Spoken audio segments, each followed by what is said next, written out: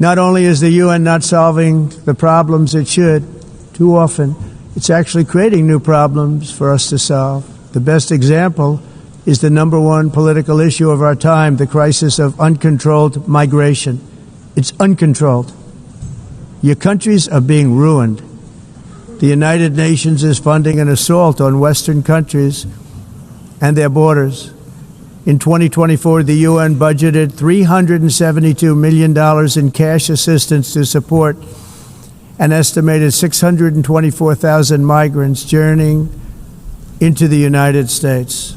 Think of that. The UN is supporting people that are illegally coming into the United States, and then we have to get them out. The UN also provided food, shelter, transportation, and debit cards to illegal aliens. Can you believe that? On the way to infiltrate our southern border. Millions of people came through that southern border. Just a year ago, millions and millions of people were pouring in, 25 million altogether over the 4 years of the incompetent Biden administration.